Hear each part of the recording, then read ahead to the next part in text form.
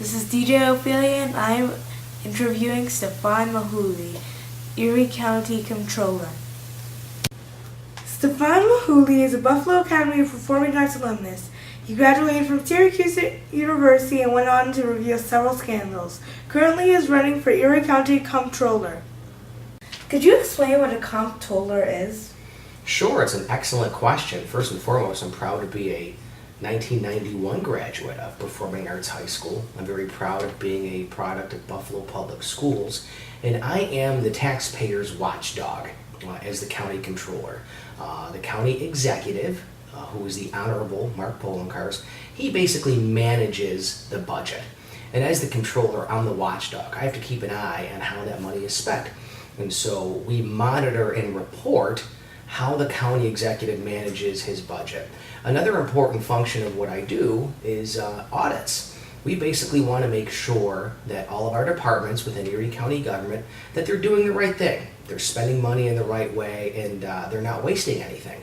So we conduct audits in the Office of Comptroller to make sure that your money, your tax dollars, are being spent in the right way. And so those are the two big functions that we do as controller. Number one, we monitor and report on the budget. We keep a close eye on it to make sure that it's being spent wisely. And then our audits also keep a close eye as the taxpayer's watchdog to make sure that there is no fraud, waste, or abuse in Erie County government. Could you describe one of the scandals you revealed as an investigative reporter? Oh my goodness, yes. As an investigative reporter, the biggest one was the Erie County budget crisis going back to the years 2005 and 2006.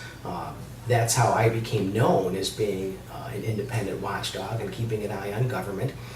We produced a lot of stories at Channel 2, WGRZ. I'm really proud to be a Red Coat reporter. And we showed how county government was wasting money. And that led to the red-green budget crisis. And there were a lot of really great reforms that were put in place because of our stories. So it's really important as journalists to be the fourth branch of government, the independent watchdog of government. We held those politicians accountable back then, and I think Erie County government was better off because of all of those stories that we did. Why did you decide to run for comptroller? Well, I ran and won last year, so I am the Erie County Comptroller right now. I'm running for re-election this year. I thought it was a perfect fit being the independent watchdog as a journalist, and I knew the county budget like the back of my hand. So I wanted to basically get into public service to give back. God's been very good to me. I'm very blessed. I've got a beautiful daughter who thank heavens looks like and has her mom's brains. And I've got a wonderful public relations company. I love Buffalo. I love my hometown. And I wanted to get into public service to give back, to use the gifts that God gave me to serve others. And so I think I've got a great reputation of being an independent watchdog, keeping an eye on government, and the Office of Comptroller was a great fit to be able to serve the public and be the taxpayer's watchdog once again. What's one thing people don't know about you? I am the youngest of 7 children. Big family. Grew up at William and Fillmore on the east side of Buffalo. My family came to America in 1965 from Ukraine. The one thing that a lot of people don't know is some of the volunteer work that I do. I actually go into Gowanda Correctional Facility through a faith-based program, and we host retreats and we go in and counsel inmates every Friday night. We hold 2 retreats per year, and that's really rewarding work. I feel blessed and fortunate to be able to engage in that kind of volunteer work. So that would be the one thing that people don't know about me, is that in a very good way, I do spend some time in correctional facilities in a volunteer basis. That work is really important to me. I like to give back through my professional work as controller, and I also like to give back through my volunteer work as well. Who's your favorite historical figure?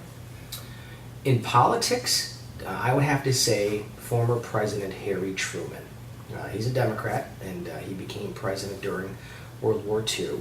I love Harry Truman because he basically said it the way it was. He didn't mince any words. He called them like he saw them. And I think Harry Truman was guided by his principles and his heart and his core values, and not by polls or by public opinion.